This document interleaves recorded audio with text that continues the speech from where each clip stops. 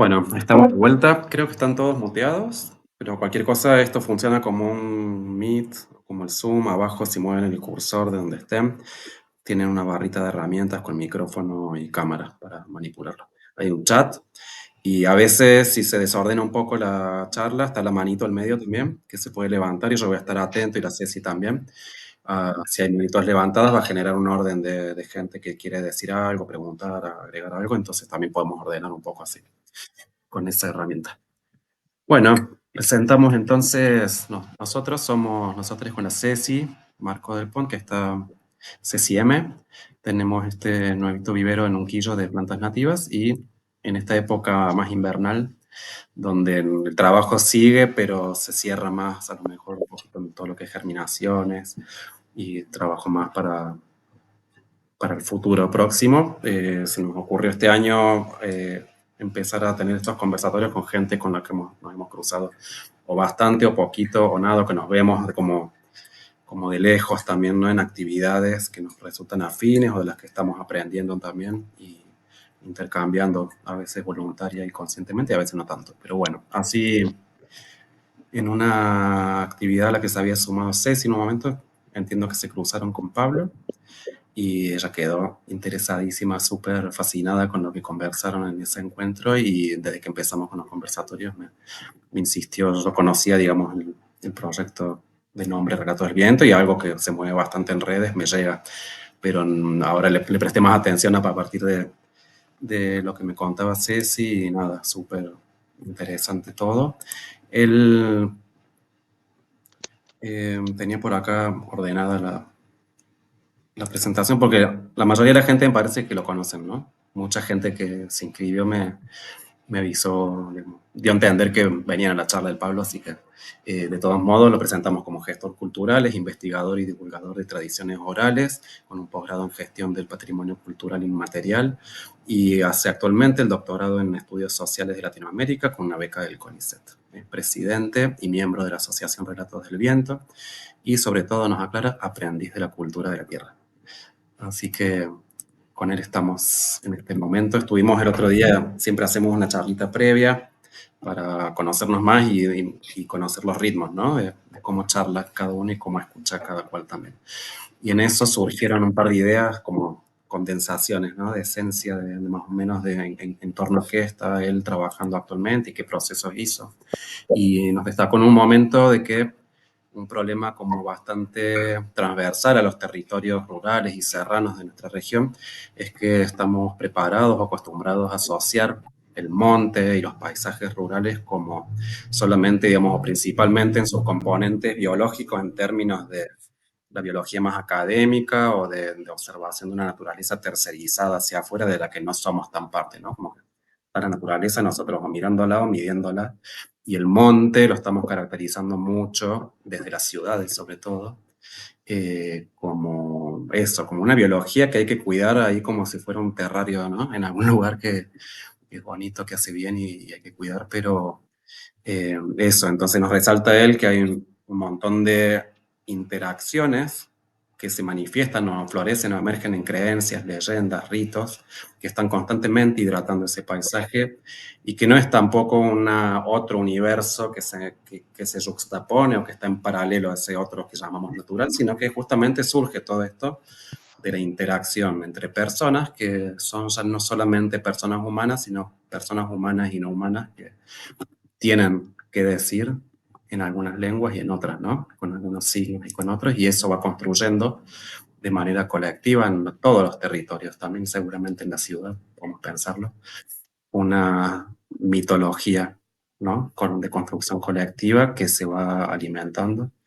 Yo no sé mucho de mitologías, pero la entiendo como, de acá arranco con una pregunta, ¿no? Pero entiendo como un suceso que se caracteriza por cierta temporalidad, está ocurriendo constantemente, se vuelve a reconfigurar, se lo va modificando, pero digamos, hay, si se quiere, situaciones y personajes adentro de esa mitología y participantes que cuando están dentro de eso desconocen su origen, su historia y su origen, o sea, pueden estar actuando dentro de esa mitología constantemente y no se caracteriza por no recordar de dónde viene. ¿Cómo, definirías ahí, Pablo, digamos, cuando trabajas sobre mitologías del monte, en qué consisten generalmente? A lo mejor sin entrar en un ejemplo puntual, pero ¿a qué llamarías mitologías del monte? ¿Qué es lo que elegimos para el título? Bueno, antes que nada me saludo a toda la concurrencia. Y feliz de que hay un niño ahí. Nau, ¿cómo estás? ¿Bien? Bien, ahí con una sonrisa me devolvió un bien.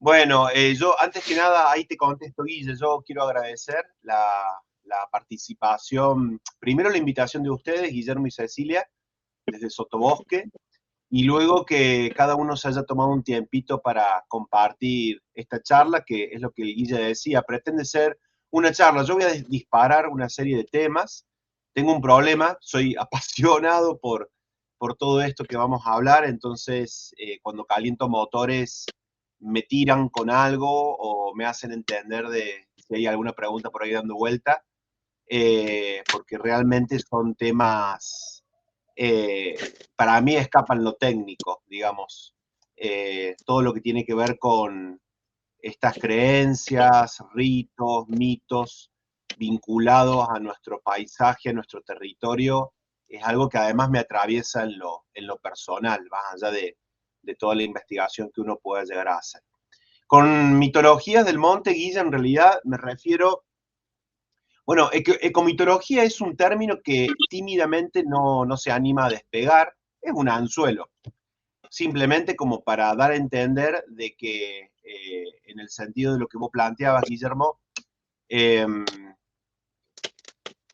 estamos muy atravesados por la revalorización del monte nativo, enhorabuena, ¿no? Porque con el desastre que se ha hecho, pero desde lo biológico, que no es poco, es muchísimo, ¿no? Porque todo el tiempo, todos los que estamos acá en esta sala, estamos reaprendiendo, algunos más, algunos menos, otros de a poco nos vamos sacando esa mochila, en donde cargamos con desconocimientos y prejuicios sobre el territorio que nos rodea, pero hay un acuerdo muy fuerte en que la revalorización del monte,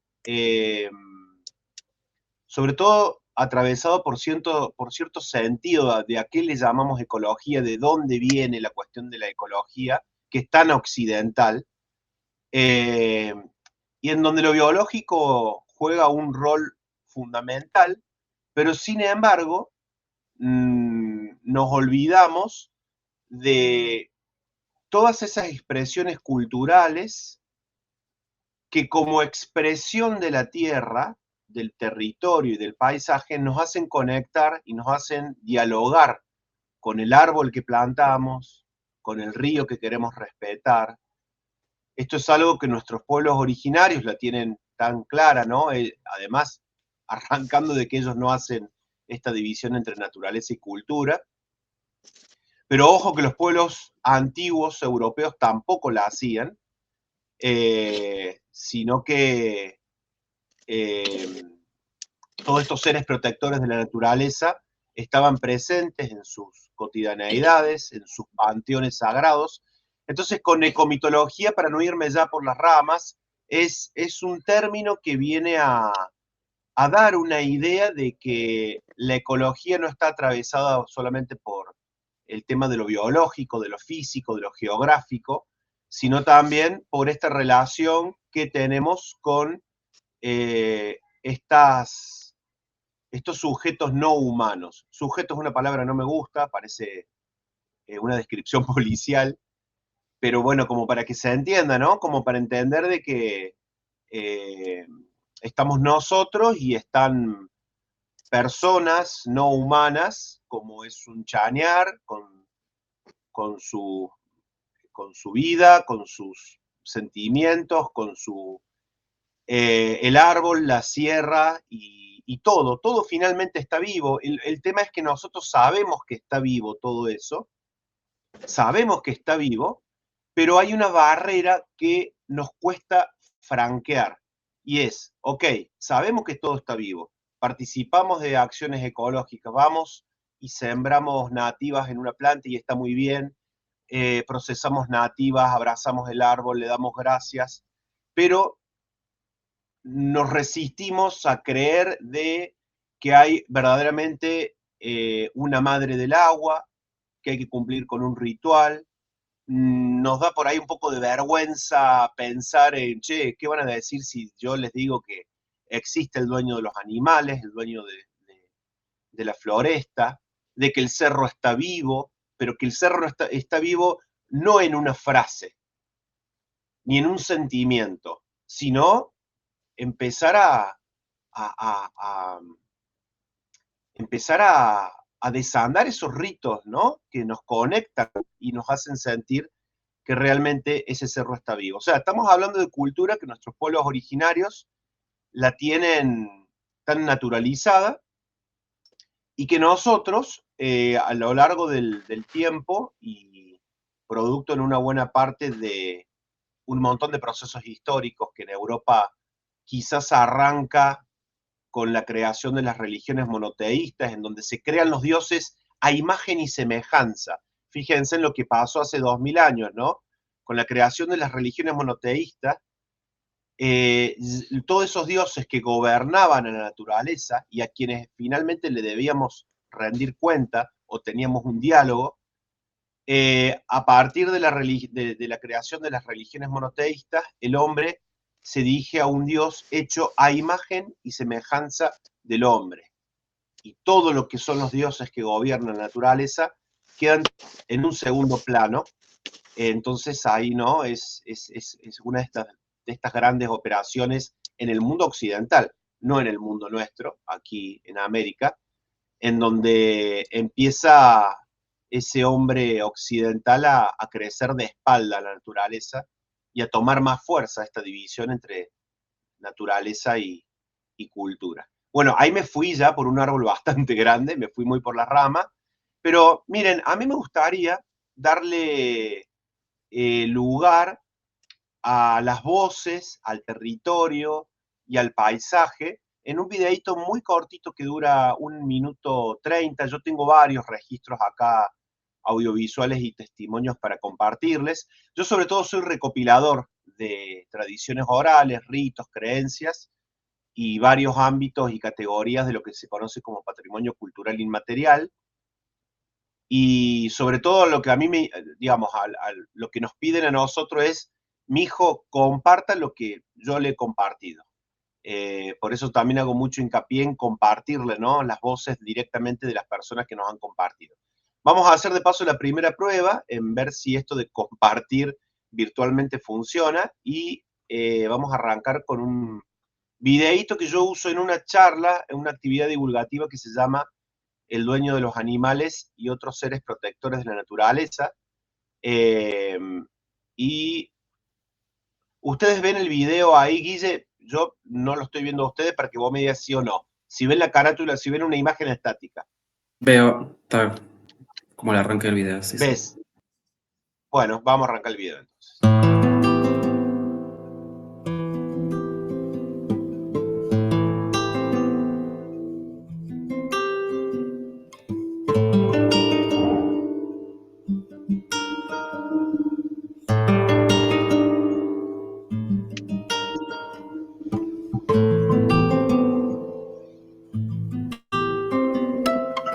Y dice que ya había agarrado varios quirquinchos y quería agarrar más.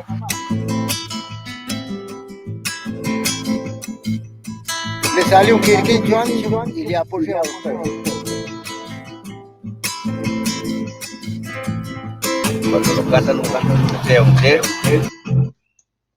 que domina todo. Se dice de que es el instinto animal.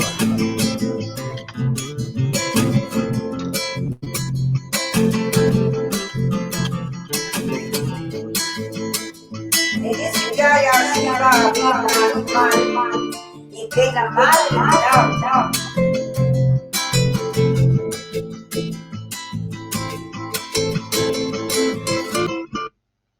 Dice que no se gracia la piedra estaba lograda a ser más. Dice que allá arriba ponía la naturaleza, la madre, no.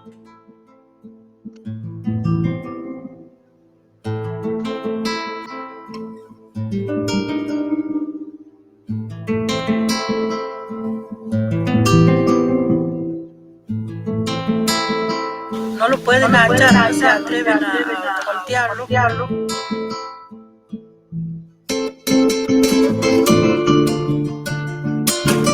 Cuando le dan el hachazo, ellos sienten que el monte se quema.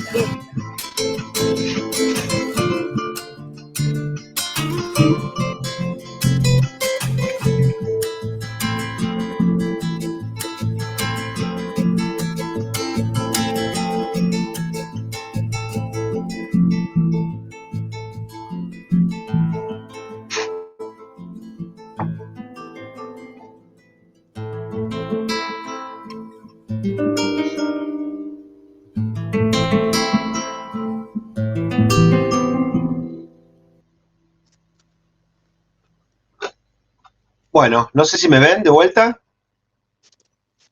Ahí volviste. ¿Escucharon el audio del video? Me quiero sacar las dudas que funciona ahí el compartir. Sí, se escuchó re bien. Ah, bueno, genial, buenísimo.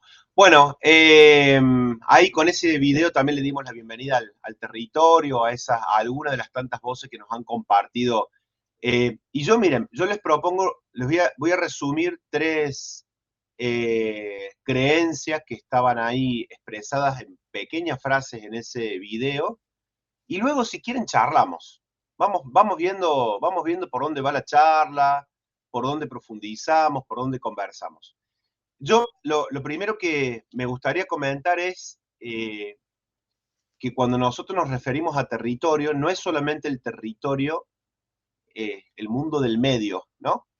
O sea, el monte, los ríos, el cerro, todo lo que tenemos a nuestra vista y lo que clásicamente conocemos como territorio.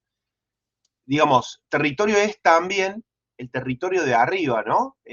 La otra vuelta, en una charla que se llama Relatos Ancestrales sobre el cielo nocturno cordobés, yo le contaba y le compartía a las personas que estaban presentes en esa charla que para nuestros abuelos y abuelas en el campo, criollos, acá en la provincia de Córdoba, todo lo que está en el mundo del medio, en términos también de cosmovisión originaria, ¿no? Todo lo que está en este territorio, cerros, ríos, montes, necesariamente está calcado en el mundo de arriba. Esto nos llevaría a otra charla. Pero las estrellas, lo que nosotros conocemos como Vía Láctea, pero nuestros abuelos le dicen el río del cielo, y otros elementos del cielo constituyen también parte del territorio. O sea, para una persona en el campo, territorio es todo. Territorio es lo que tenemos debajo de la tierra, lo que tenemos en nuestra vista, y territorio también es lo de arriba. Entonces, recuperar estas dimensiones de lo que nosotros le decimos territorio, también es sumamente importante para aproximarnos a esta integralidad, ¿no? De comprender el todo como vinculado en un todo. Bueno, en este pequeño video se hablaban de manera muy resumida de 3 seres míticos. Uno era el dueño de los animales, otro era la madre del agua y otro era el dueño de la floresta. Así tal cual, por ejemplo, vamos a arrancar con el dueño de los animales de una manera muy resumida y luego, en todo caso, dialogamos. Los cazadores criollos, sobre todo los cazadores criollos de una buena parte de la provincia de Córdoba, creen profundamente, es una creencia muy vigente, nosotros nos hemos cansado ya de recopilarlo a la creencia, y a algunos ritos subsidiarios de esta creencia. La creencia fuerte es que cuando se sale a cazar animales del monte, hay que cazar la cantidad de animales suficiente para el consumo familiar y como mucho para compartir con algún vecino o alguna persona próxima.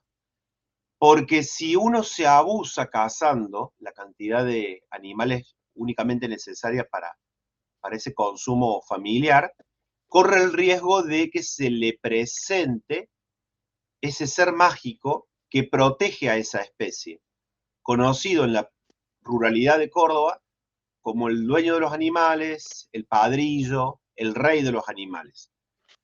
Es un ser mítico muy estudiado a nivel antropológico muy conocido no solamente en toda la América originaria, sino también en las antiguas culturas euroasiáticas, ¿no? Podemos remitirnos a varios ejemplos. Y bueno, la creencia es esa, la creencia es que si uno viola esa regla de cazar de más, le sale el dueño de los animales, el dueño de los animales toma la misma forma del animal que se está cazando, pero con características sobrenaturales. O sea, si yo salgo a cazar quirquinchos y me abuso, el dueño de los animales se presenta como un quirquincho que cuatruplica el tamaño, con luces rojas asociadas.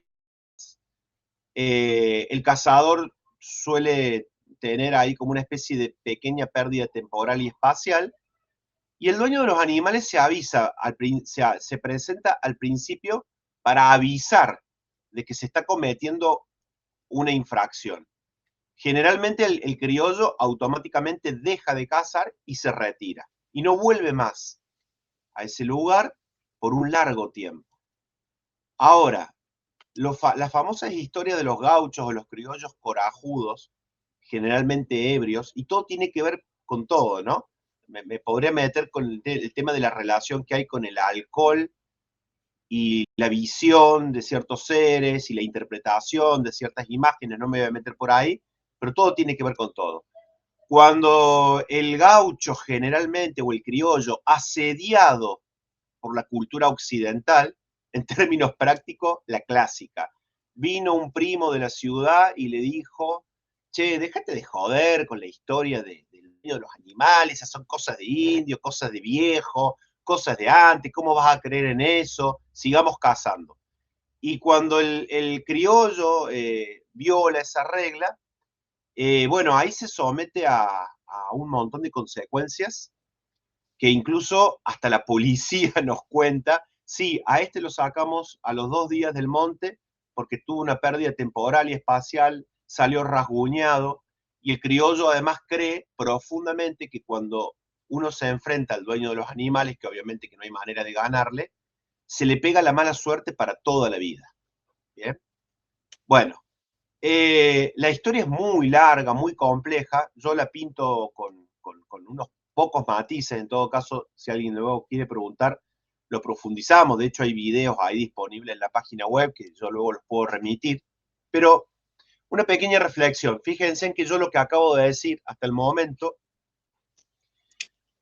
entraría dentro de las historias folclóricas que a los diarios les encanta retratar como las historias de las cosas de antes, las encasillan en una cuestión folclórica y no pasan de lo anecdótico, no pasan de historias lindas para contarle a los chicos, no pasan de ese corset dentro de ese término de lo folclórico tan reducido y que tanto daño nos ha hecho, porque en realidad lo folclórico vino a decirnos desde una perspectiva colonialista que perfecto, todas estas historias son hermosas, son muy lindas, hay que preservarlas, pero son historias de los viejos de antes, pertenecen a una época ya pasada que no tienen vigencia más que como, o no tienen mayor valor más que como lo narrativo y lo anecdótico. Y nunca reparamos en que justamente estas creencias, más allá si aparece o no aparece el dueño de los animales, si se corporiza o no se corporiza, que obviamente que yo soy muy respetuoso de esas interpretaciones de lo que ve la gente, pero más allá de si el dueño de los animales se corporiza o no se corporiza, la creencia está cumpliendo una función tan maravillosa que es la de generar un equilibrio con los recursos del monte y un diálogo con la especie. La creencia de que todo lo que vive, sea humano, animal, de insectos, cerros, agua, piedras, todo está vivo y todo tiene un ser que los protege. ¿Bien?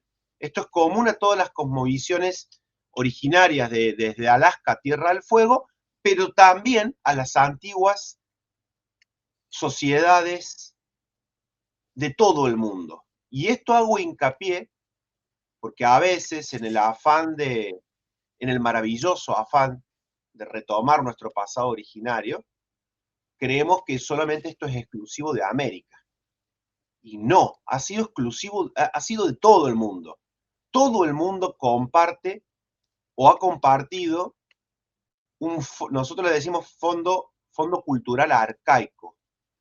Todos somos herederos de un fondo cultural arcaico. Les voy a dar un ejemplo rapidísimo para que se entienda. Yo tengo mezcla gringa y tengo mezcla criolla. Pero siempre en mi familia, por supuesto, la clásica, ¿no? Todo lo que ha sido la cultura gringa es la cultura que se ha sobrevalorizado por sobre la criolla. Estaba prohibido en mi casa casi contar que mi abuela era curandera, porque ¿qué van a pensar el resto? Y ese resto después se iba a curar con mi abuela. Pero bueno, no se podía decir abiertamente. Pero lo que quiero contar es que uno de mis tatarabuelos que viene de Italia, la anécdota familiar es que cuando el viejo, no, ahora Argentina, de Sicilia, llega a Santiago del Estero, se le presenta en los primeros días una tormenta. ¿Vieron cuando viene una tormenta de piedra que el horizonte está verde? Esas nubes verdes de que viene piedra. Bueno, y este viejo siciliano que no sabía hablar una palabra en castellano, saca a relucir unos huevos que tenía ahí de gallina y hace un ritual para cortar la tormenta de piedra, haciendo rodar los huevos, diciendo una fórmula mágica heredada, obviamente en siciliano, o en el dialecto que haya sido, corta la tormenta de piedra. Pero ¿cuál fue la sorpresa de este viejo siciliano recién llegado a Argentina? La sorpresa de él fue que los vecinos aindiados, hay una frase ahí en la familia que anda dando vueltas que él se sorprende porque los vecinos criollos aindiados tenían la misma técnica que él. Y él decía, pero Maper, que yo que vengo de un lugar tan lejos, tengo la misma técnica que tienen los indios de acá para cortar la tormenta. Entonces, eso es maravilloso porque nos recuerda de que la gran mayoría de estos antepasados europeos eran ya portadores de una cultura precristiana que la trajeron acá. Hay algo que se habla muy poco en este proceso tan complejo y doloroso de la colonización, de que hubo algo muy maravilloso que sí pasó, y fue que ciertas creencias y ciertos rituales se fortalecieron y se potenciaron. El empacho se curaba en España con fórmulas mágicas y se curaba acá. Y nos llegaron abuelas españolas que entraban en diálogo con las abuelas curanderas indias porque tenían fórmulas de curar el empacho similar. Y esto es muy importante tenerlo en cuenta porque todos somos de alguna manera u otra portadores de esta cultura de la tierra. Finalmente, todas estas expresiones, vamos a decirlo de una manera gráfica y sencilla, es la tierra expresándose a través de nosotros en rituales, en creencias, en mitos, pero nos remitimos a la tierra. Finalmente nos remitimos a la tierra, porque además participan plantas, participan animales, obviamente que muchas fórmulas mágicas están cristianizadas. Hoy en día, mi abuela, por ejemplo, que no llegó a pasarle a mi hermana la cura del empacho, era portadora de 2 o 3 fórmulas mágicas que estaban cristianizadas, pero nosotros que tenemos la oportunidad de hacer estudios comparados, esas fórmulas que evocan a un santo o a la Virgen o a Dios, anteriormente evocaban a un ser de la naturaleza que lograba la cura. Todavía hoy en día hay abuelas en Córdoba que curan la infección que se le produce a los niños los primeros días cuando se le desprende el pupo, que otro hermoso ritual, ¿no? El de guardar el pupo de los hijos, eso para otra charla.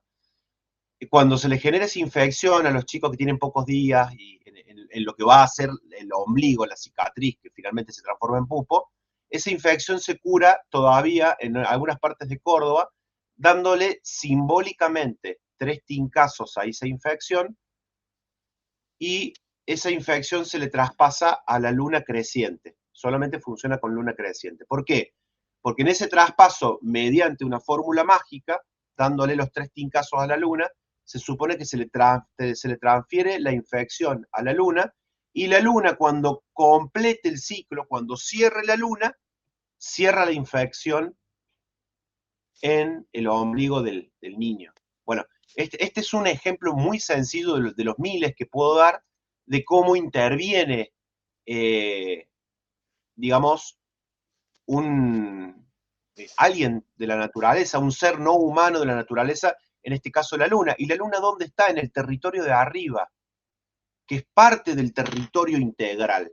¿Bien? Hoy, ahora en julio, son, por ejemplo, las fechas en donde los campesinos de Córdoba se están levantando con la helada esta, se están levantando tipo 4, 3 de la mañana, para observar el brillo que tiene el río del cielo. El río del cielo es conocido todavía, sobre todo en las generaciones más viejas, en la ruralidad de Córdoba, como ese tramo de la espiral de la Vía Láctea que nosotros conocemos. Y de acuerdo al brillo que tenga el río del cielo, que es concebido como un río del territorio de arriba, ellos pronostican si el año va a ser seco, lluvioso, si conviene sembrar una cosa, si conviene sembrar la otra. En Córdoba, ¿eh? No me estoy yendo a Jujuy, no me estoy yendo a Piura, en Perú, no me estoy yendo a México, en Córdoba.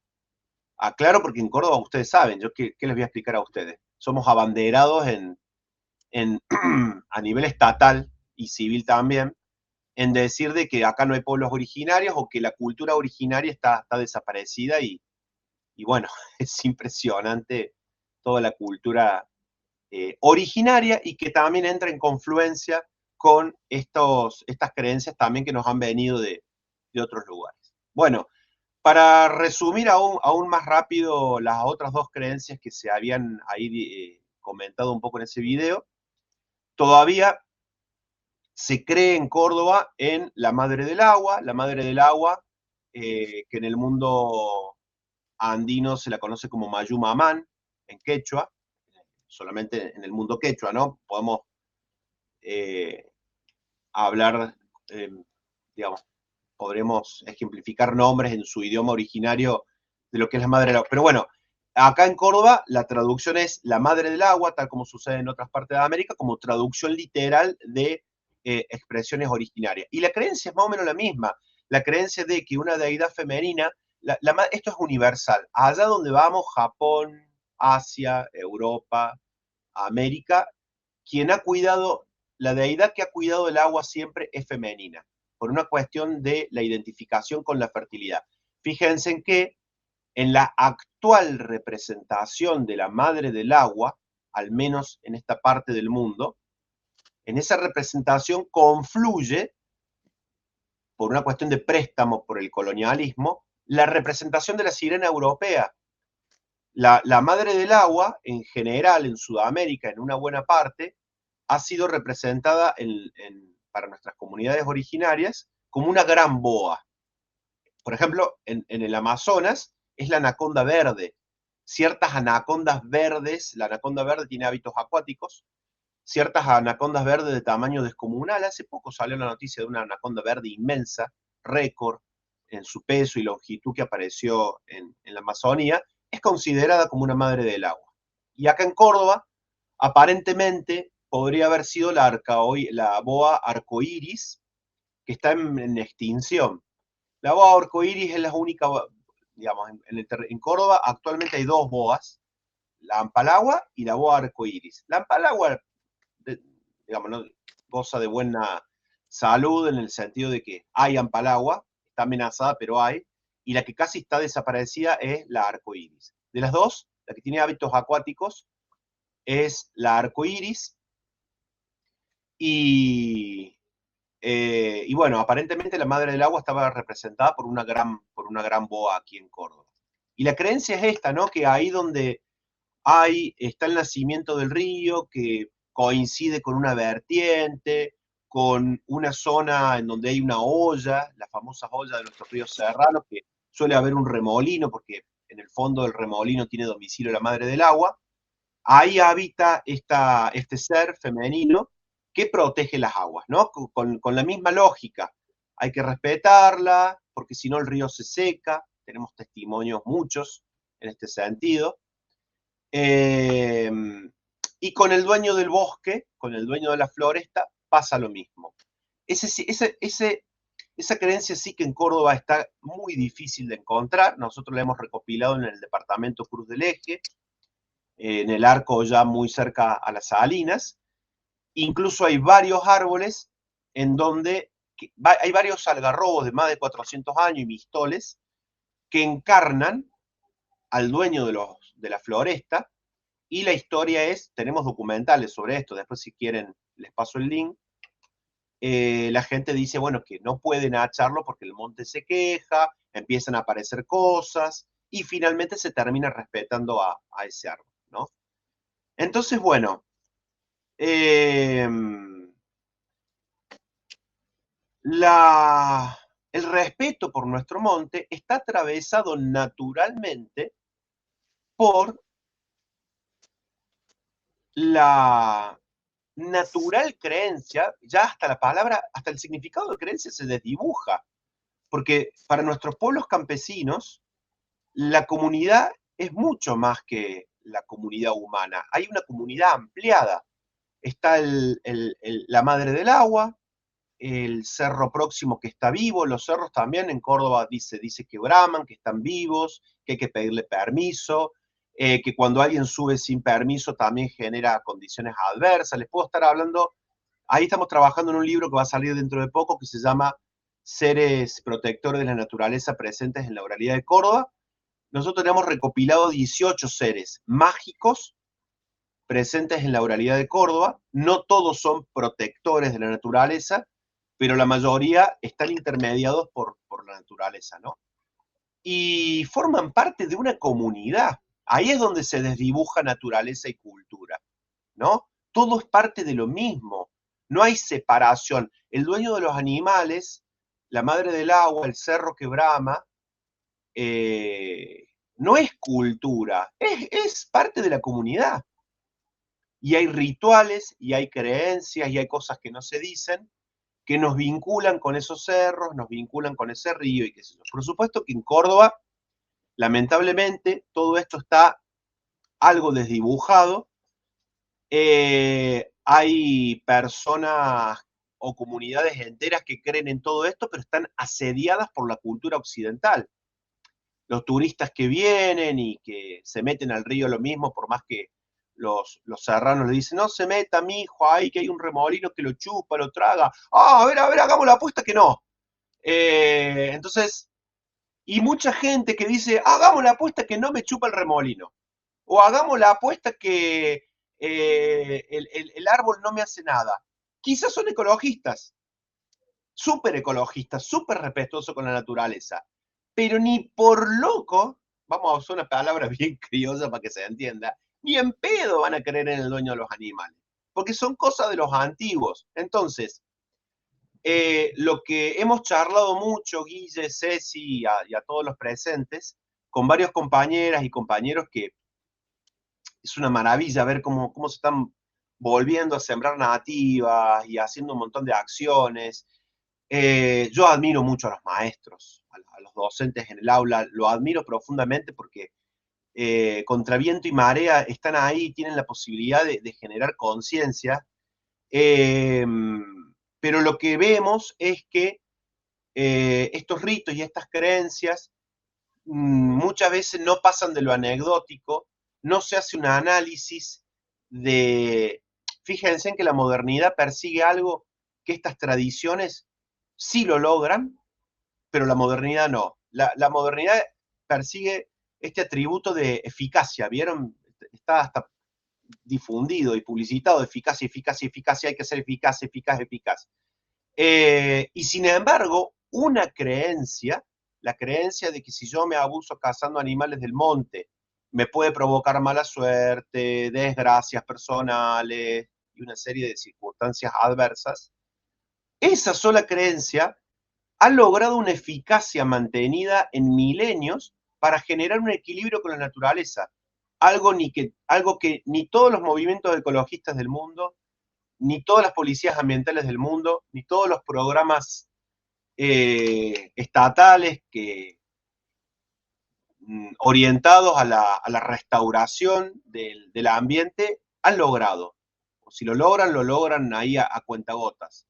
Pero sin embargo, personas que no saben leer y escribir, ni falta que les hace, obviamente, están atravesados por ritos y creencias y por un sentido de la comunidad que incluye a seres humanos y no humanos, que logran naturalmente este equilibrio con la naturaleza. Entonces, no se trata de forzar ritos y creencias.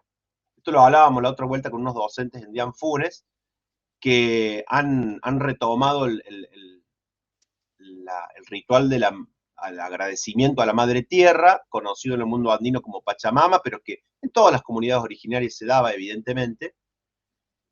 Y hablábamos de que no hay que forzar tampoco, ¿no? Porque hay que desarmarse, hay que, digamos, no es una cuestión de forzar de un día para el otro creer en el dueño de los animales, creer en la madre del agua. Pero sí, poco a poco, ver de qué manera el que quiera atravesar ese límite, ver de qué manera se acerca al monte, se acerca a estos hermanos nuestros que no son humanos, mediados por ciertas creencias y por ciertos ritos. Entonces, no quiero entrar en otras dimensiones, ahora ya abro paso al diálogo.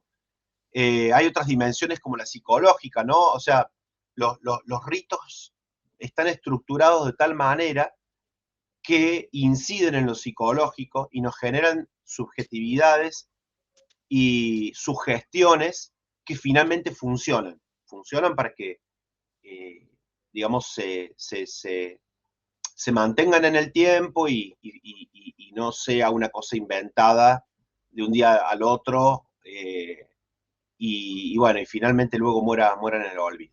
Bueno, yo quedo acá, así como una introducción muy general, pero vamos abriendo el diálogo, si les parece, y vamos hablando.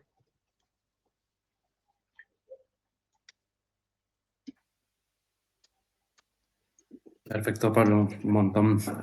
Recuerden, tenemos la manito si alguien quiere ir como anticipándose a que va a decir algo. Yo tengo un problema que no me callo mucho, así que hago un silencio de 3 segundos por si alguien quiere arrancar para no ser el loro de siempre. Che, Nau, ¿te aburriste? Estoy muy atento. No, está muy atento. Ahí me quedé pensando cuando... Es mucho, como que estamos tomando nota acá con la Juli, estamos compartiendo mesa y un montón de cosas que ramifican como un árbol. Pero... Bueno, ese Dios que nos pasó por encima a todos, como decía el presidente anterior, los que venimos del barco, también nos pasó ese Dios por encima y está bueno que me gustó esto de que traes también al presente cuestiones arcaicas europeas que llegan en algún punto a dialogar, no sé en qué términos también, ¿no? Porque, bueno, complicado. Somos muy respetuosos hablando de todo a esta altura, pero digo, se dialoga igual, se encuentran saberes y hay un diálogo histórico de eso.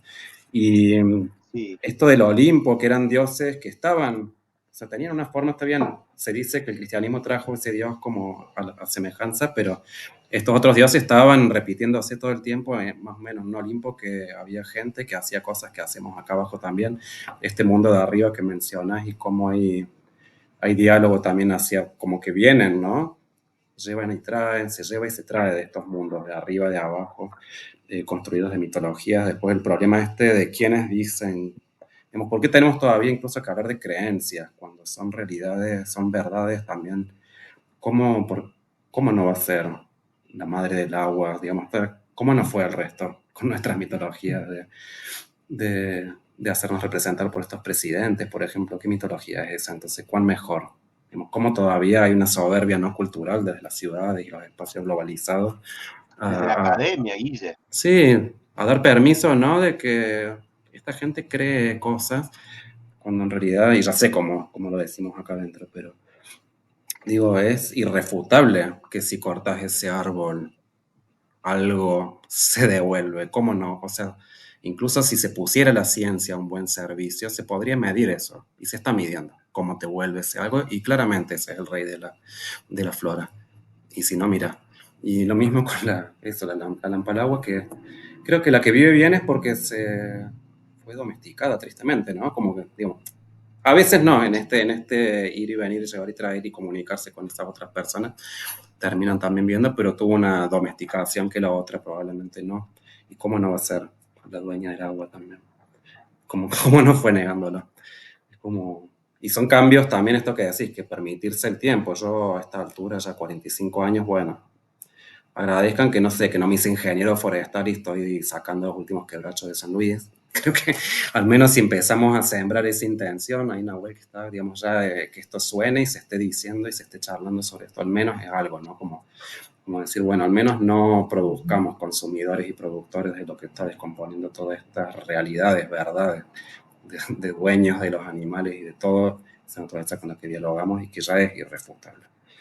Así que ese el saber leer y escribir me parece que no saber y no saber leer y escribir es no leer en las piedras, en los sapos, en los pájaros, en las plantas. Eso es no saber leer y escribir otras cosas de otras maneras.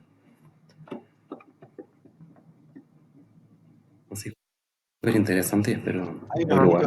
Hay una mano levantada, me parece. Sí, sí sé usar cómo es esto. Ah,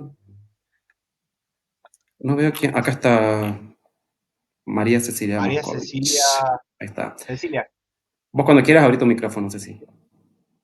Yo cierro el mío.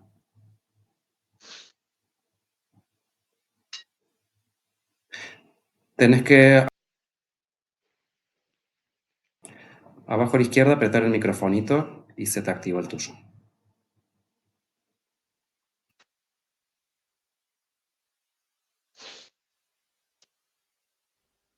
Ceci, estás muteada, ¿eh?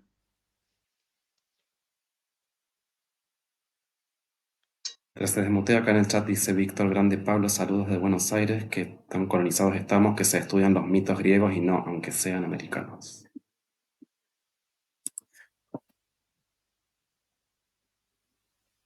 No sé si Cecilia a lo Sí, mejor eso fue por es error. tremendo. Eso que comentó Víctor, que le mando un saludo. Tenés que ver también. Ah, me tenés que dar permiso. ¿Le dan ustedes, Ah, chicos, que son los ¿cómo es anfitriones de esto? la sala?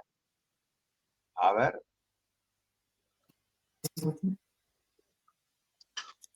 vamos a ver si...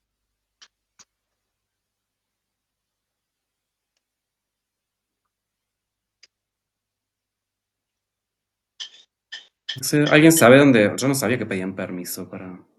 Es la primera vez que vos... A ver, Juli, si vos hablás como... Espera. Escucha. ¿No te podés desmutear? Un segundito que estamos...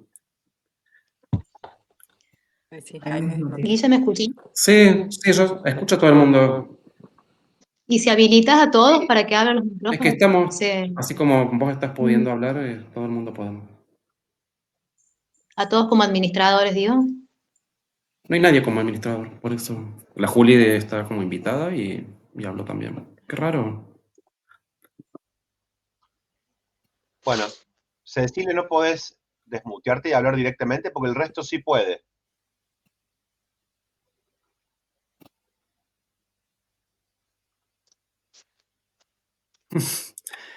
Momento de Bueno, tensión.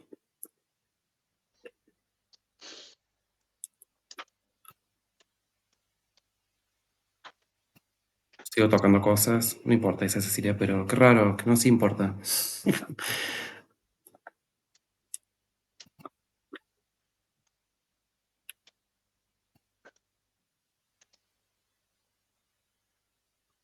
Ahí está contando por el chat Cecilia que el carpincho blanco.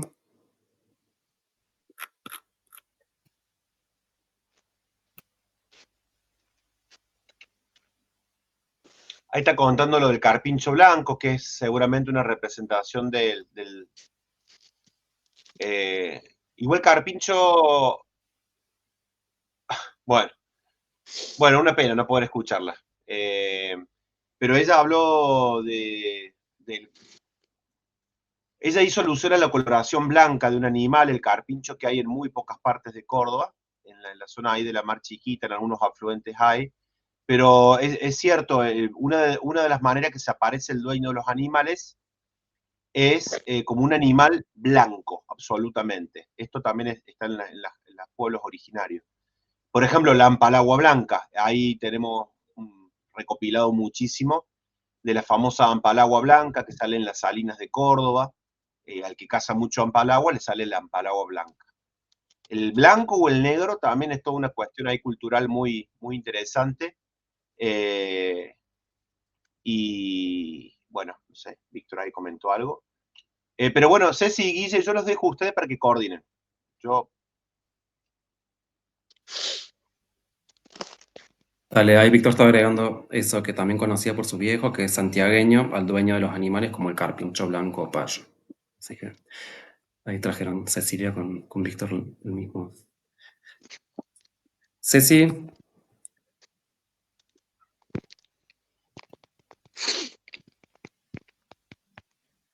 Ceci, ¿yo? Sí, si O tienen la algo otra para... Ceci. Son tímidos. Somos muchos tímidos. A mí, Pablo, no sé, como que, no sé si es una pregunta la que tengo. Por ahí, cuando hablas, se me viene, bueno, yo viví muchos años, como 10, en Quilino, y me acordé mucho, bueno, de todas la leyenda de las brujas, la del pájaro este negro, que yo el recuerdo que tengo era que era muy, muy, muy joven, hace muchos años, y no creía, es como de no, no, no. Y una noche escuché un grito, pero se me erizó el pelo, salí corriendo al lado de mi mamá, que la tengo acá atrás. Voy a esto. Por ahí yo quizás tuve la suerte de vivir ese tiempo en el monte, eh, pero ahí sí viene la pregunta, ¿cómo percibís vos que se toman más en zonas urbanas todos estos mitos, todas estas leyendas? ¿Qué está pasando con eso fuera de los pueblos, fuera de las zonas como más rurales, ¿no? Eso, el que no Bien, tiene como vínculo folclórico. con... Exacto. Sí, muy buena pregunta. Ahí está el daño del colonialismo, pero también del occidentalismo en Occidente, porque yo por cuestiones personales, cada tanto, por cuestiones familiares, cada tanto viajo al norte de España, Asturias, y ahí aprovecho y comparto trabajo de campo con colegas que recopilan también tradiciones orales, y hacemos a veces algunos encuentros y algunas charlas. Y allá en el norte de España, por ejemplo, están las llanas. La llana es la madre del agua nuestra, es la sirena de las culturas, de las antiguas culturas euroasiáticas, ¿no? Y lo que sucede es que tanto en la urbanidad de nuestro continente, como en la occidentalidad en general, eso forma parte del folclore. El folclore desde una concepción venenosa. El folclore como diciendo, está buenísimo, linda historia para hacer cuentos, para contarle a los chicos, para revalorizar, pero eso finalmente no es aceptado como algo que realmente sucede, ¿no? Entonces queda encorsetado en una concepción muy, muy rígida y muy colonialista de folclore. Como sucede con las piezas de museo, el término folclore en un sentido es como que atrapa estas expresiones y las vuelve bien muchas veces, ¿viste? Lo hacen sin querer, pero vos le contás de manera muy seria y con mucho respeto estas historias, estos ritos, y se ríen. la reacción típica y clásica, Ceci, es la risa. Y detrás de la risa, automáticamente se descarta eso que estás contando como una expresión que sirve justamente para mediar con la naturaleza, ¿no? Con los otros seres que no son humanos, árbol, río, cerro, agua. Eso es lo que sucede en las ciudades, lamentablemente. Se mira puramente lo biológico, aún en ámbitos sensibilizados, ¿no? Y no se está mirando todo lo otro. Tenemos manito levantada Y de vos fíjate, Gastón. Ay, perdón, perdón. esto está hasta en documentos históricos, o sea, vos para avanzar sobre el territorio y sobre sus recursos, vos lo primero que necesitas a nivel de manual del colonizador o del explotador de recursos, vos para avanzar sobre un cerro o un monte, necesitas primero, además de, bueno, lo primero que necesitas es erradicar a ese monte de sus dioses. Vos para poder avanzar sobre un territorio necesitas que ese territorio esté despojado de dioses, y esos dioses están contenidos en creencias, en culturas, en ritos. Entonces, no hay problema que haya poblaciones, pero por favor, déjense de joder con las creencias y los ritos, que no podemos desmontar acá porque está el dios del algarrobo, que no podemos sacarle minerales al río, al cerro, porque el cerro está vivo. Entonces, esta es una operación súper estudiada por este occidentalismo extractivista. No es algo menor. Y eso ha operado de tal manera en nuestra cultura y en la educación que concebimos naturalmente a todos los elementos del territorio, por más respeto que tengamos y amor por el ambiente, como recursos, o desde lo biológico puramente. ¿Bien? Despojado de sus dioses, de todas las energías, como decía un poco el Guille en ese sentido, ¿no? Que ya sabemos que es muy contradictorio, porque todo el mundo sabe, todos sabemos que la Tierra está viva, que el monte está vivo, pero queda ahí, en esa expresión de que está vivo, punto. Pero que está vivo implica todo este sistema de relaciones y de creencias y de ritos, ¿no? Entonces, volviendo a tu pregunta, eso es lo que pasa en las ciudades generalmente. Quedan como expresiones folclóricas, quedan como cosas lindas que contaban los viejos de antes, y chau.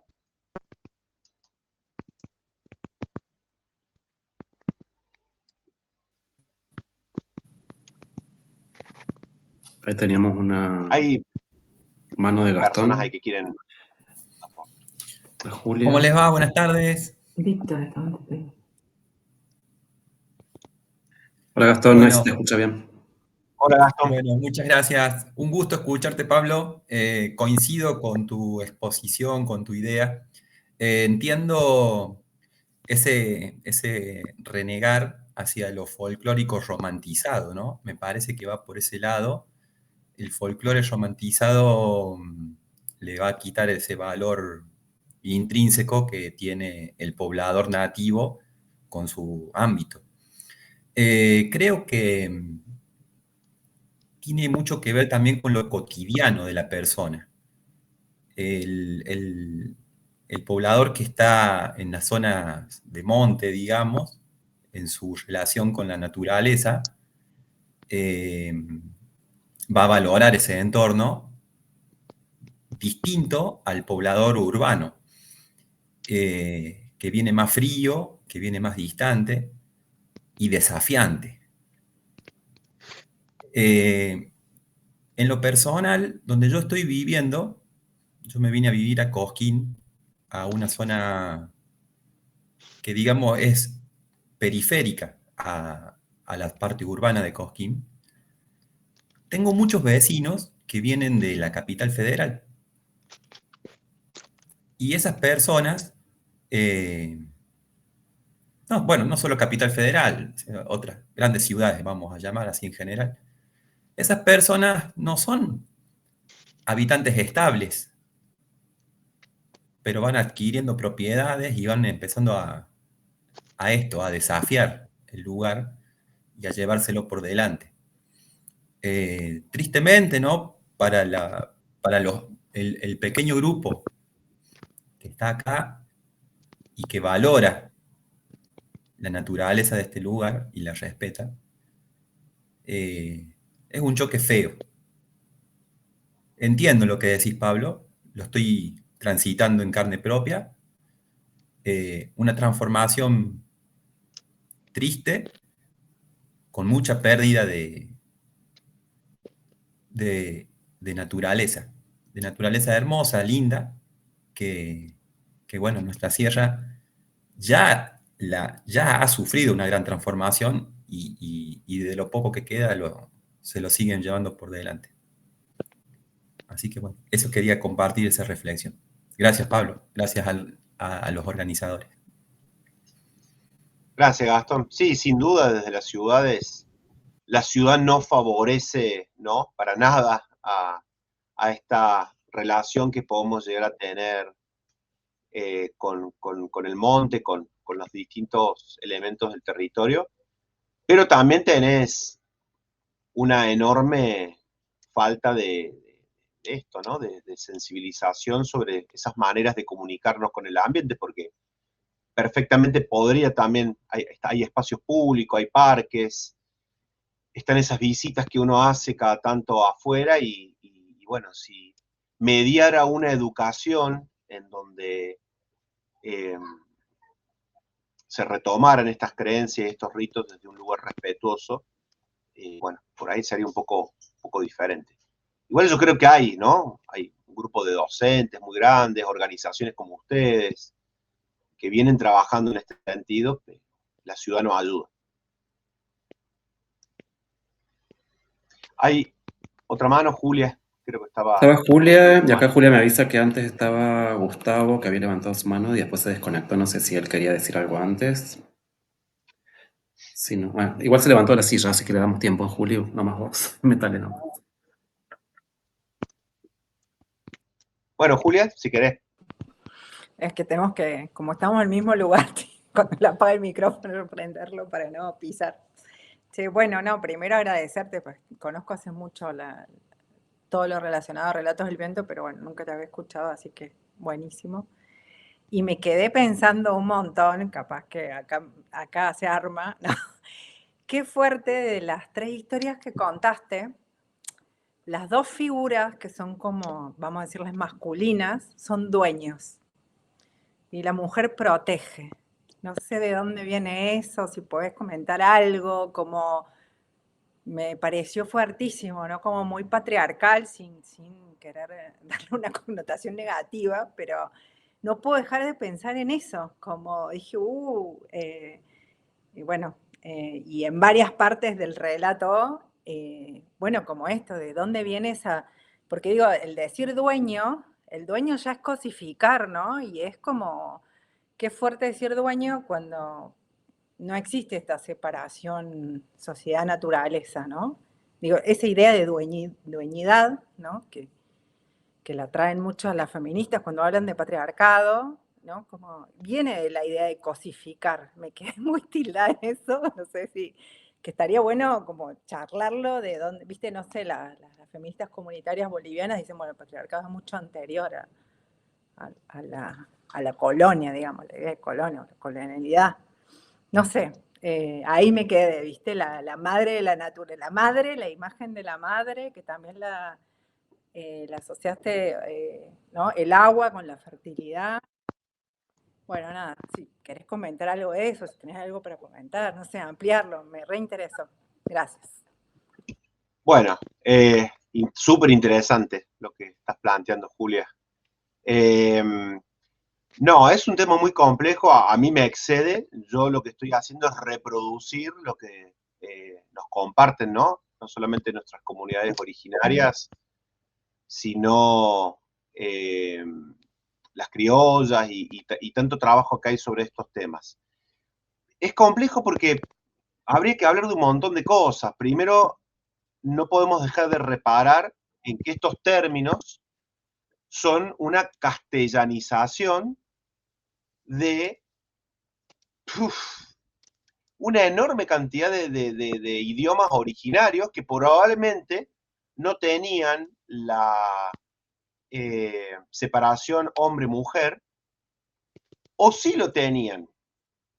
Y si lo tenían, era en otro contexto, en donde el patriarcado se entendía de otra manera, más allá de las críticas que uno... Entonces es súper complejo, son como un montón de capas de distintas culturas, historias, traducciones, en donde que sí que está muy bueno indagarse, pero desde el origen, desde la noche de los tiempos, yo te puedo decir que la que ha cuidado las aguas en toda la humanidad ha sido una deidad femenina, y el protector de los animales y del bosque, no en todas las culturas, obviamente, esto nos llevaría a un estudio comparado infinito, seguramente en algunas culturas ha estado representado por lo femenino, por una dualidad, pero no me quiero meter mucho, digamos, eso, ¿no? Primero, entender de que, vamos a lo básico,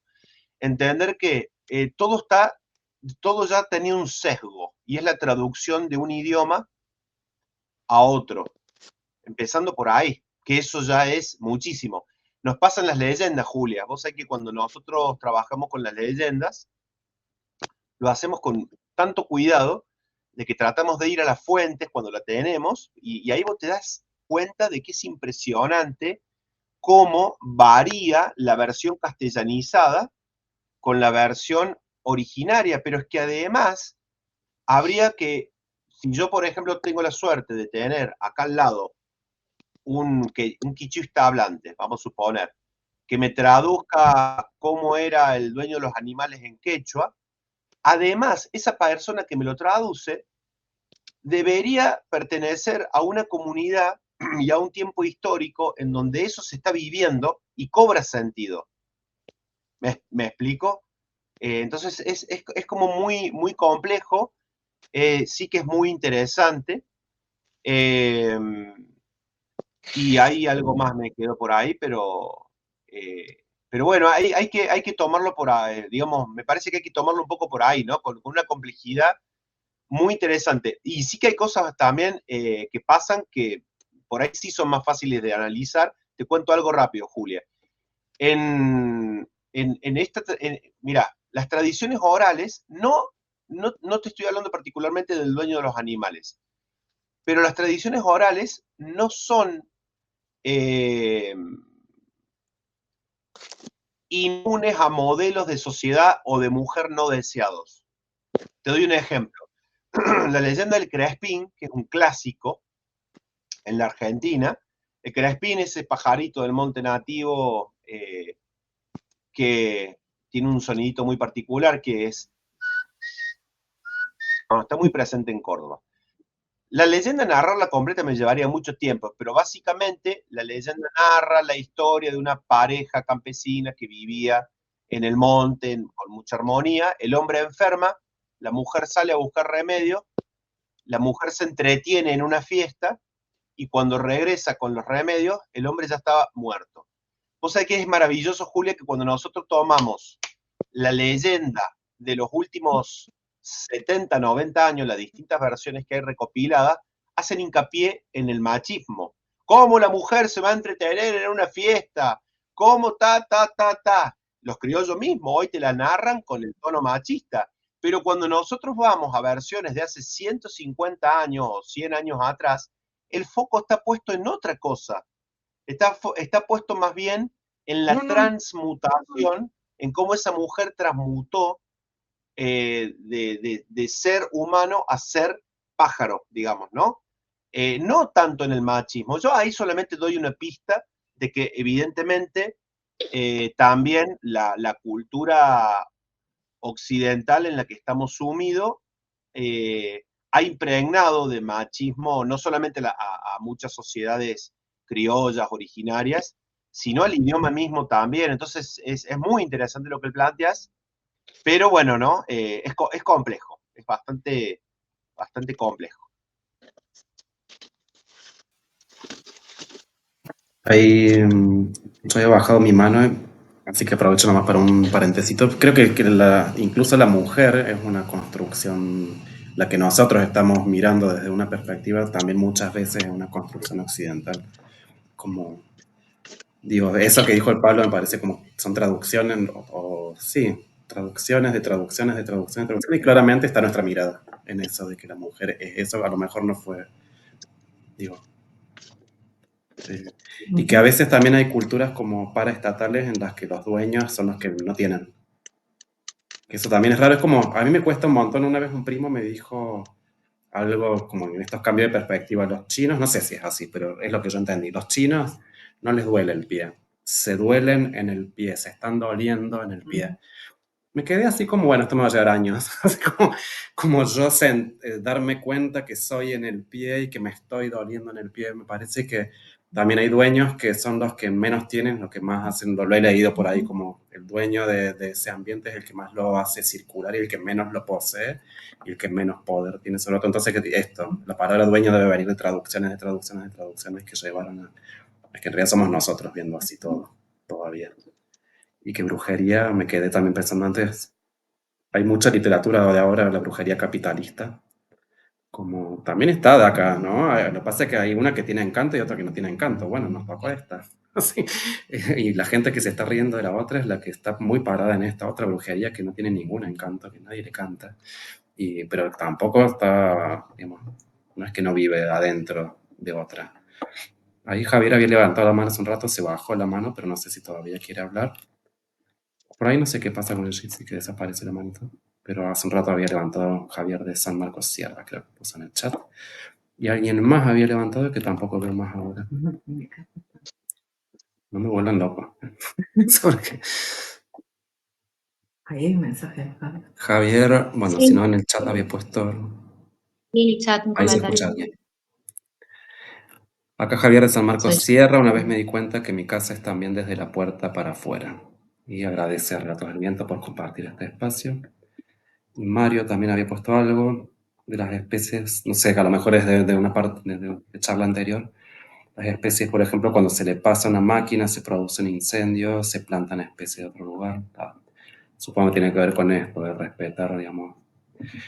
También esto, de que la acción ecológica, incluso adentro de la ecología académica, hay que estar recordando que un bosque no es un montoncito de árboles. Entonces imagínate la distancia a lo que estás recordando una voz ahora, que ni siquiera es esto que decía Gastón también. A mí me ha pasado, no sé si lo sabe, yo como más urbanita que ella, de ir entrando por nuestro proyecto a las sierras y mis problemas no fueron con las plantas, ni con los cuises, ni con los pájaros, sino con mi vecina humana. Y ahí estuvo mi irrupción irrespetuosa de ese espacio y lo que me está llevando a mí traducirme e interpretarla a mi vecina con la que hablamos en lengua natural humana. Y ahí estuvo, bueno, esa enseñanza que uno o está permeable o no a recibirla, de vuelta, qué distancia para tener esa comunicación con un no humano. Si mi problema principal fue soy súper consciente de que vamos a plantar acá, cómo reconstituimos un poco esto. Mi vecina lo va a tomar como yo pienso que lo estoy llevando y fue como, bienvenido a las sierras y no todo se mira como vos lo miras. Entonces, bueno, la multiplicidad de perspectivas que implica el respetar un espectro tan amplio, ¿no? Como la vecina humana con la que no estaba pudiendo ni hablar todavía. Ahí levantaron, háganme callar, Martín, ahí levantó la mano. Activate el micro nomás, Martín. Si no te escuchamos...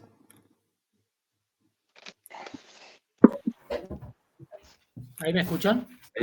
Sí, ahí está. Genial. Bueno, quería comentar un suceso que, bueno, con esta charla, digamos, estoy rememorando un montón de cosas, qué sé yo, pero algo más actual, nuevo para mí, que, bueno, nos fuimos unos días de viaje y volvimos, y si bien acá donde vivo yo hay bastante flora nativa, me sorprendió que en estos días, desde que los perros míos andan por otros lados cuando nos vamos, y mucha caca de pájaro de siempre verde. Entonces me puse como a pensar cómo es ese diálogo que tienen los pájaros con los árboles, cómo, en este caso, cómo colonizan a través, los árboles colonizan a través de los animales ciertos sectores. Y yo hablando del siempre verde, digamos, una especie que acá supongo que nadie lo aprecia mucho, pero ¿cómo se da esto de la colonización a través de no sacando el ser humano de la escena y poniendo a las plantas con los animales? No cerré bien la idea, pero bueno, quería transmitirles como lo que me pasó en ver todo el patio, más que todo en los sectores donde no hay árboles, en los claros, abundante caca de siempre verde. Y me puse a pensar que en el verano, bueno, voy a tener que hacer unas vueltas y sacar. Y otra cosa es que, bueno, siguiendo a algunas personas que hacen regeneración, que hablan de que hay que dejar, digamos, que surja lo que tenga que surgir, que haga el ciclo, como que no podemos pelear tanto tampoco contra lo que surge del suelo, hablando de las nativas, ¿no? Que hay especies que surgen que no son nativas, pero que el suelo necesita estar protegido también. Entonces, bueno, varias cosas ahí que me tienen así como la expectativa de que puede salir. Que bueno, tendríamos a las 11 estará ella sola. Estoy listo, ¿eh?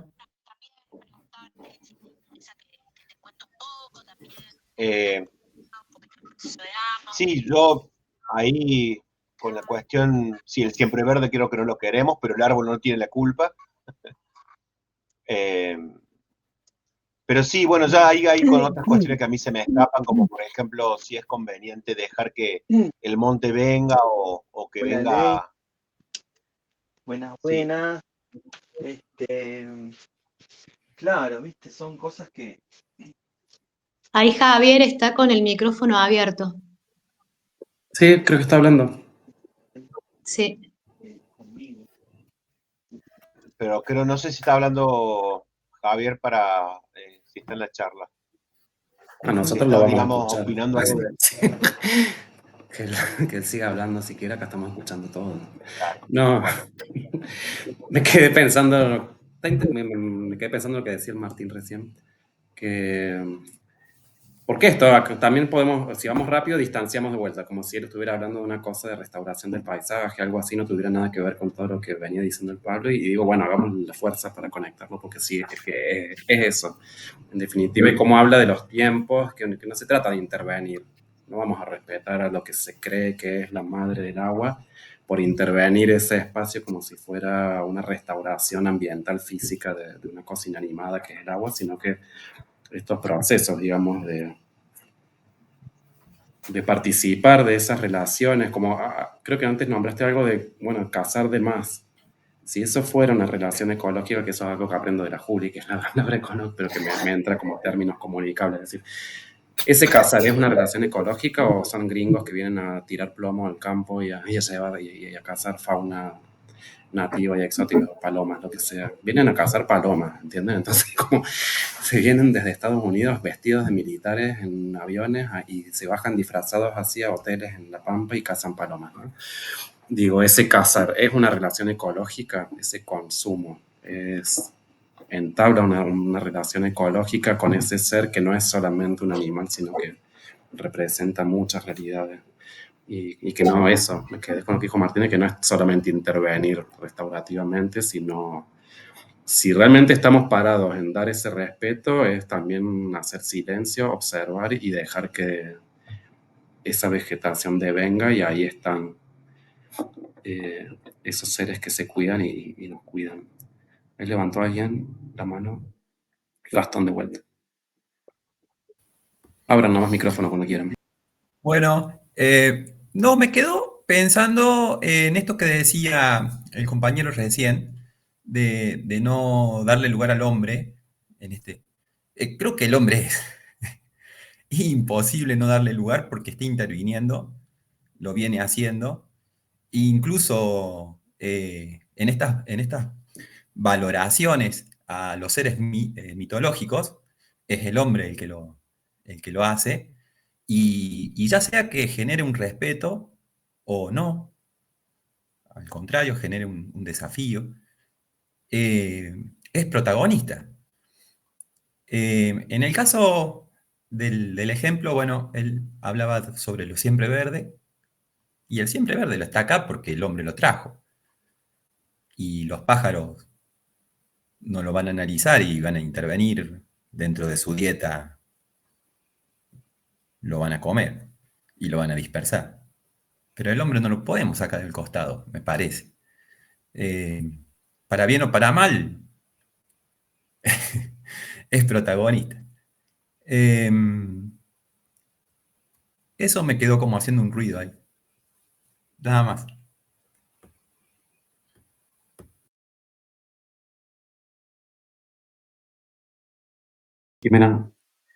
Jimena Fernández. Hola, ¿cómo están? Yo soy de Hola. Carlos Paz. Conozco el trabajo de Pablo porque lo hemos leído mucho con mis estudiantes. Es más, el año pasado hicimos un pequeño proyecto de nuestros propios relatos de la zona y del aula. Así que, bueno, conozco su trabajo y es la primera vez que te puedo escuchar, así que estoy muy contenta de eso. Y me había quedado pensando, porque aparte de diseño, soy cuentacuentos también, y me gusta mucho la tradición oral especialmente. Y en cosas que por ahí charlamos con los colegas cuando nos podemos hablar de la profesión, y esto de que en realidad uno habla de la tradición oral o de la oralidad, como en muchos casos se habla como algo que ya pasó, ¿no? Como algo que uno trae del pasado, pero en realidad estamos todo el tiempo construyendo oralidad. Y a veces nos olvidamos de esa parte, de que también somos responsables de lo que estamos construyendo y de lo que estamos transmitiendo, y que a veces por ser tan respetuosos de lo que estaba, no estamos pudiendo contar lo que está pasando, ¿no? Cómo eso se va transformando, cómo esa oralidad que existía y existe en los territorios se va transformando y viene con cuestiones nuevas y diferentes y otras no, y otras perviven. Bueno, es algo que seguimos en discusión. Hay gente que todavía sostiene que no, que la tradición oral está allá y que lo que acá es una nueva oralidad, y otros que creemos que no, que en realidad es un devenir. Y que justamente con esta cuestión de que la cultura engloba todo, la cultura engloba también el medio que nos rodea, los árboles, las plantas, los ríos, somos cultura, no nos podemos separar. Y creo que tendríamos que hacer un pequeño esfuerzo para entender que no somos mejores, ni más poderosos, ni más importantes que todo lo otro que nos rodea. Creo que si hiciéramos ese pasito atrás y viéramos que somos un puntito acá en el medio de todo esto que nos rodea y nos constituye, creo que podríamos entender mejor dónde estamos parados y paradas, ¿no? Que el hombre no es lo más importante de la creación. De hecho, si el mundo se sigue destruyendo como se está destruyendo, nosotros vamos a desaparecer y se va a regenerar y nosotros ya no vamos a estar más, ¿no? La raza humana, sí, que eso. Bueno, hay cosas que pienso en realidad, no eran preguntas ni nada, pero cosas que me interesaba que por ahí me cuentes si también te las estás preguntando o no, o cómo se están llevando estas preguntas o estas reflexiones en otros territorios. Gracias. Bueno, Jimena, un gusto saludarte y encontrarnos por acá. Sí, ahí tocaste unos temas que son temas de permanente charla y discusión también con colegas, con recopiladores de tradiciones orales. Yo voy a dos notas sobre dos cosas que dijiste, que es en el sentido en que estamos discutiendo estas cosas. Lo primero es que en esta idea muy acotada de lo folclórico, a veces con las tradiciones orales nosotros notamos que se cometen algunos excesos, como agarrar tradiciones orales, por ejemplo, leyendas, destrozarlas, armar algo nuevo y pretender que eso algo nuevo tenga vuelo y tenga sentido. Ahí hay que tener cuidado porque hay que mirar las tradiciones orales, no sé si todas, pero una buena parte, sobre todo lo que tiene que ver con la literatura oral, ¿no? El término tradiciones orales uno lo usa genéricamente para un montón de ámbitos y categorías, pero están las tradiciones orales, el ámbito de los ritos, el ámbito de las creencias, pero dentro de lo que se conoce como tradiciones orales hay un ámbito que es la literatura oral, que son las estructuras narrativas como cuentos, leyendas y ciertos mitos contados a modo de leyenda. Suceden dos cosas con algunas de estas tradiciones orales. Primero, que tienen un poder de adaptación maravilloso. Por algo nos han llegado al día de hoy, están vivas, tal como decís vos, Jimena, y van a seguir estando vivas. Tienen una proyección a futuro. ¿Pero por qué? Porque tienen un nivel de adaptación brutal. Un ejemplo, te voy a dar un ejemplo así muy rápido al vuelo. Un ejemplo muy gráfico es la famosa historia de los camioneros. Por ejemplo, LB3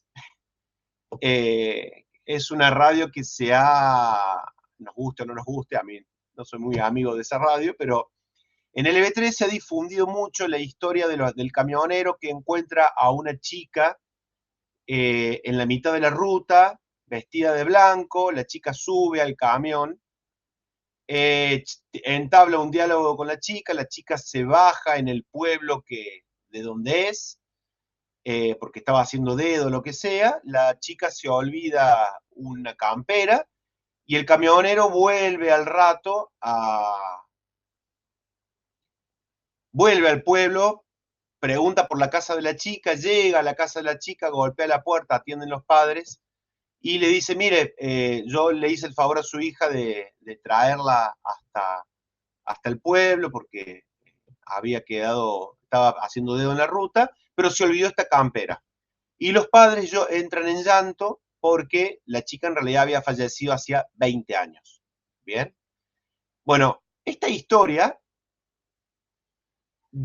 yo si les hago digamos, si les cuento la historia de esta historia, se remonta al antiquísimo, no sé, probablemente 1000 años antes de Cristo en Eurasia, en donde obviamente no había camiones, ni había chicas que salían de un baile vestidas de blanco o una novia, sino que era una antigua dama vinculada al bosque o a una hada protectora que se le sube a las ancas del caballo a un caballero o X o como quieran llamarlo.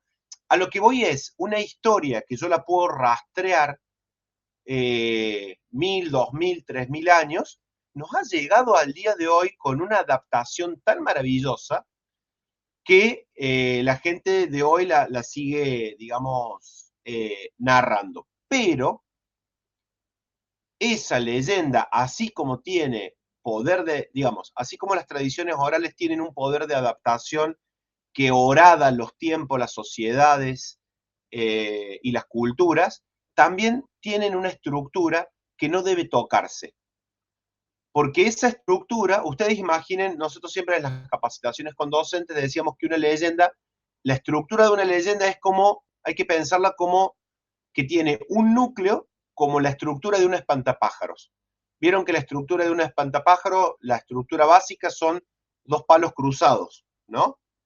Y luego uno le pone un sombrero, si quiere, le pone un sobre todo, le pone ropa, le pone lo que sea. Le va a ir cambiando a medida que el tiempo va pasando, uno a ese espantapájaro le va cambiando las cosas, pero la estructura siempre es la misma.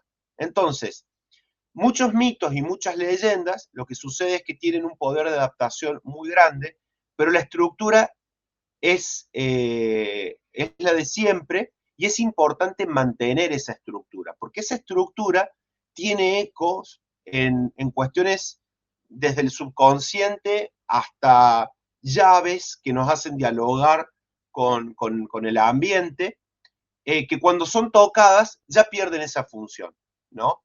Entonces, las tradiciones orales están vivas, se van adaptando, otras lamentablemente desaparecen, y bueno, y muchas desaparecen, como vos seguramente, Jimena, ya lo podés haber observado, cuando desaparece el monte o desaparece el cerro al cual se hacía referencia. Nosotros tenemos un montón de ríos que se han secado en Córdoba por culpa de un mal uso del agua, en donde la leyenda desaparece porque desapareció el río. Entonces ya no hay leyenda, no hay que haga referencia a ese elemento del paisaje o esa seña del paisaje porque desapareció. O desaparece la sociedad que, digamos, era portadora de esas leyendas. Entonces, siempre decimos que las tradiciones orales hay que tener el mismo. Las tradiciones orales son piezas culturales, en términos occidentales, ¿no? Y hay que tener el mismo respeto que una pieza arqueológica. O sea, una flecha de los pueblos originarios que uno encuentra a 1 metro de profundidad, no la agarra y la lleva al museo o la tiene en el bolsillo durante 10 años y vos después das una explicación sobre esa flecha. No, haces un informe de en qué lugar se encontró, a qué cultura puede llegar a pertenecer, le haces un datado de carbono, como para saber un poco la antigüedad, en qué estrato estaba, y con las tradiciones orales pasa lo mismo. Nosotros lo que observamos es que hay mucha liviandad, no con todo el mundo, pero de que las tradiciones orales, se habla mucho a veces de tradiciones orales, pero no son respetadas como piezas culturales, sino algo como sujeto a desarmarse como a uno se le dé la gana. Y hay que tener el mismo cuidado que se tiene con una pieza física, cultural, ¿no?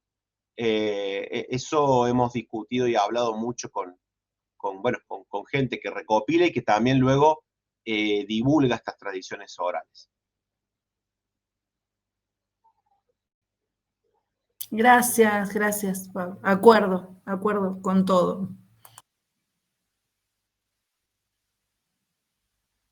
Ahí Mati y Nau quieren hablar. Hola, buenas tardes. Bueno, gracias ahí por el encuentro, muy interesante. Quería preguntar así, a ver qué, esto que se habla un poco, a mí con toda esta cuestión me pasa esto de Occidente como si uno pudiese escapar fácilmente de eso, o no sé, la modernidad, no sé, como digo esto de, como que lo que más podemos lograr, esto que se dice es, bueno, esto del folclore, esto de la historia bonita, esto que se puede contar como cuento. Digo, bueno, ¿por qué?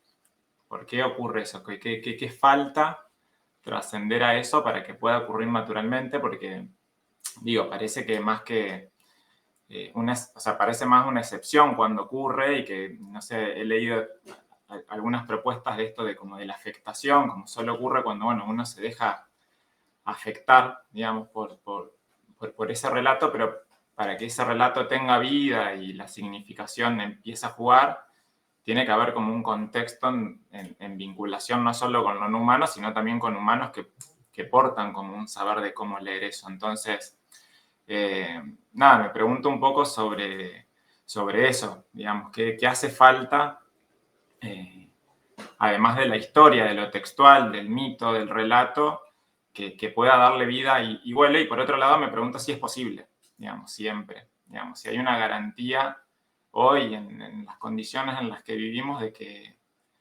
eso juegue como, no sé, como si hubiese una nostalgia rara, inexistente de lo que alguna vez fue.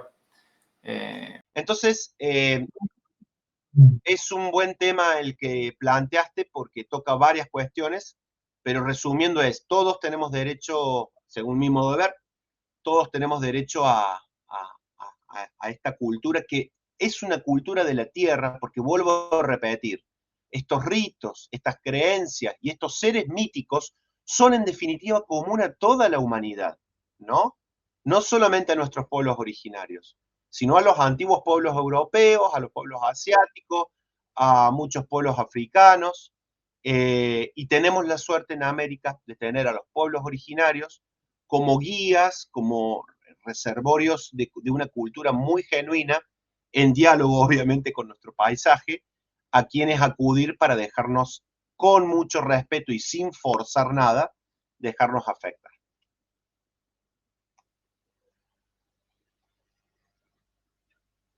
Ceci y Gastón tenían levantado la mano. Creo que en ese orden, ¿no? ¿No? Sí. No sé si fue por error. Marco del Pont. No somos. Acá Te había estoy. quedado... ¿Habías levantado? Levante la mano, sí. Sí. Respondiste un montón, Pablo. Yo me quedé con lo que dijo Mati también, como que todos de alguna manera nos sentimos en esa. No, simplemente una cosa quería aportar, que a mí lo que me sucede, yo vivo en Unquillo hace varios años, más de como 12 años, y Unquillo ya es un barrio de Córdoba, ¿no? Pero bueno, me he encargado de que mi patio, al margen del vivero, sea un pedacito de monte.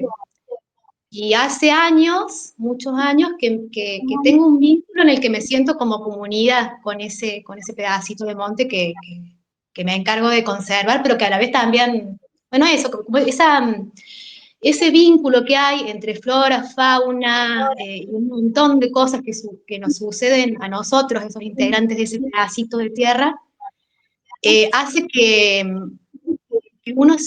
el vínculo con la naturaleza, animales, plantas, insectos, etcétera, que nos sensibilicemos y que respetemos. No importa, digo, por ahí si yo conozco mucho de mitos, de creencias, de rituales, sino simplemente el hecho de, a mí, que me pasa que cuando me sensibilizo con mi entorno natural, en este caso el monte, o mi pedacito de montecito, me hace respetar lo que escucho. Es eso, uno sabe que, no sé si se entiende lo que quiero decir, pero todas estas leyendas, todas estas tradiciones orales que se van transmitiendo, digo, de alguna manera nos vienen a decir respeten. Eso es lo que nos sensibilicemos y respetemos y dejemos ser. Eso es lo que a mí me sensibiliza de todo eso. Sí, tal cual, coincido absolutamente y voy a dejar paso a... Coincido, maravilloso el aporte. Y acá hay algo también con el que coincido. María Cecilia dice, tampoco se trata de idealizar lo originario o denostar toda nuestra cultura occidental. Ahí está el diálogo. No, en absoluto. Yo no reniego lo que pasa es que acá el eje de esta charla es cómo la versión occidental de los últimos 500 años, no de más, no importa, vino a romper el diálogo con la naturaleza en pos de, esto está inscripto en el capitalismo, en el extractivismo, ¿no es cierto? Y evidentemente en los pueblos originarios, al menos este tema, no se trata de idealizar en absoluto, ¿no?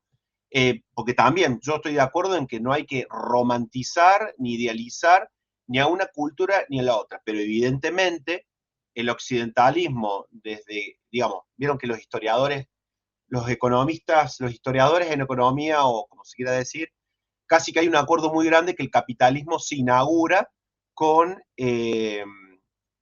la llegada del hombre blanco a América y ese intercambio desigual, ¿no?, de productos y mercancía. Pero también se dieron otra serie de condiciones. Y evidentemente, en este sentido, Occidente lo que vino a hacer para poder acceder de manera irrestricta a los recursos es romper el diálogo con la naturaleza. Necesitaba avanzar sobre los territorios. En cambio, nuestros pueblos originarios, tal como lo decías vos, no sé quién estaba hablando, perdón, se me fue el nombre. Bueno, la persona que estaba hablando ahora decía de que lo que se trata es de respetar, ¿no? Que justamente estas culturas lo que nos enseñan es a respetar lo que hay, más allá de las mediaciones culturales que uno le pueda decir mediante un rito, mediante una creencia, mediante lo que sea. En este sentido, está claro que Occidente plantea un avance sobre el territorio a costa de la vida, nuestros pueblos originarios no, y nuestros antiguos pueblos europeos tampoco, ¿no? Eran en ese sentido respetuosos con el entorno y mediado por creencias. Pero sí estoy de acuerdo, no se trata de denostar a toda la cultura occidental ni idealizar a las culturas originarias. Al fin y al cabo, todos somos personas y todos son sociedades que, bueno, tienen sus pros y sus contras. Y respondo algo rapidito que quedó ahí en el tintero. Ojo también con esto cuando te corren, ay, pero eso es una visión muy nostálgica. No, a veces no se trata de, o sea, yo no me paro sobre la base de que hay que restaurar todo. No, en absoluto. No se puede, no tiene sentido. Lo que sí hay que restaurar, está claro, es un diálogo natural con los elementos de nuestra naturaleza, ¿no? Vaya tomando la forma que vaya tomando. Pero quienes nos indican el camino son justamente nuestras comunidades campesinas, criollas y obviamente nuestros pueblos originarios, ¿no? Bueno, no sé, ahí había una persona que quiere hablar.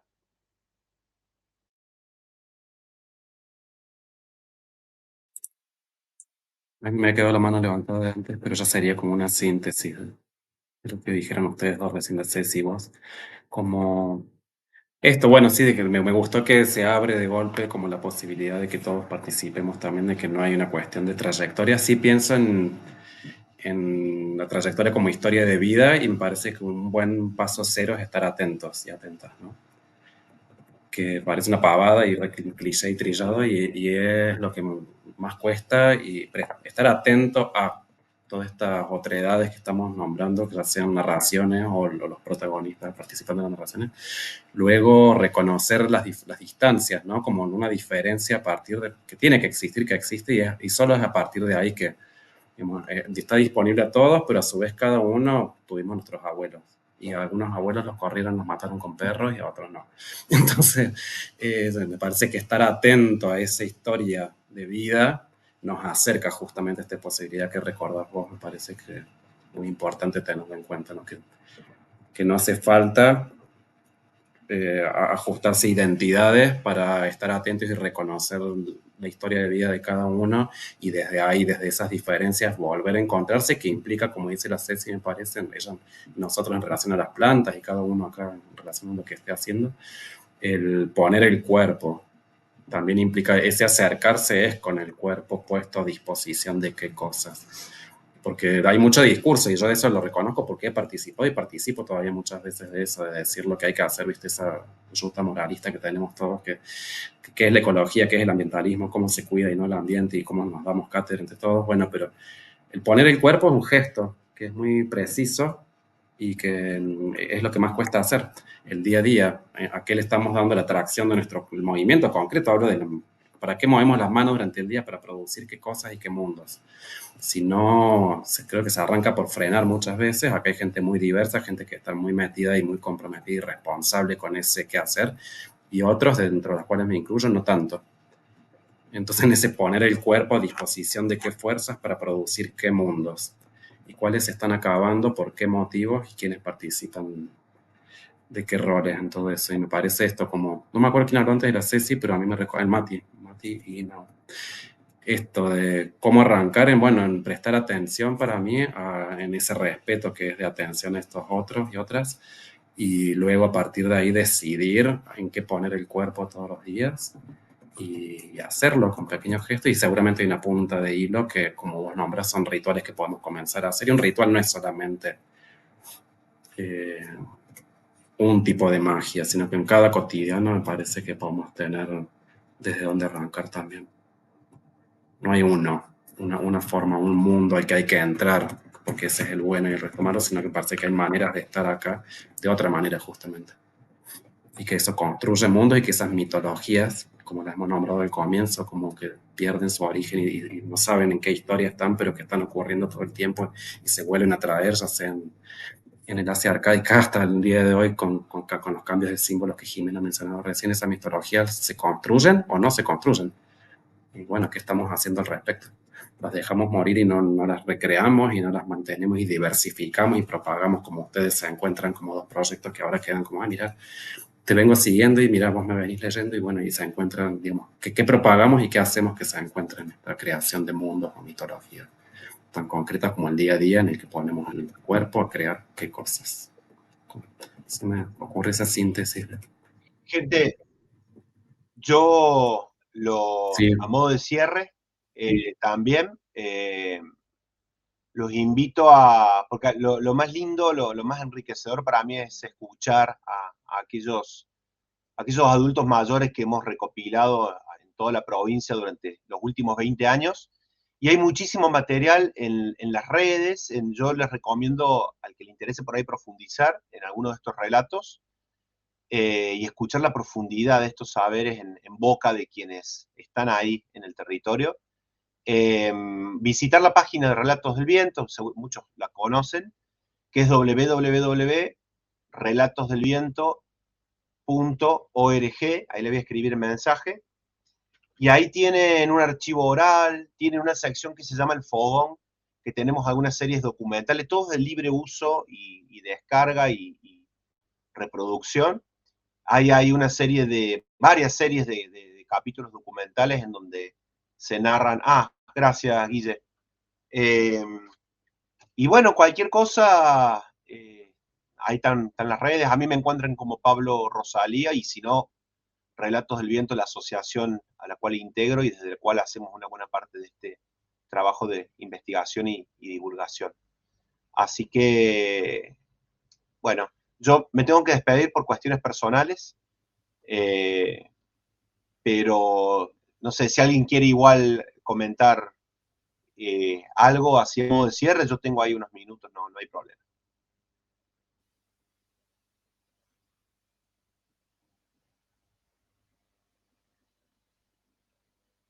Siempre tenemos este silencio cuando se acaba la charla, así que vamos a mantener la tradición. Mil gracias a todas y todos. Muchísimas gracias. Gracias. Gracias por Pablo. compartir. Gracias, gente. Gracias. Gracias, Pablo. Ceci, Guille, por la invitación. Gracias. Hermoso conversatorio. Gracias. Gracias. Bueno, que tengan una linda noche y estamos ahí en contacto.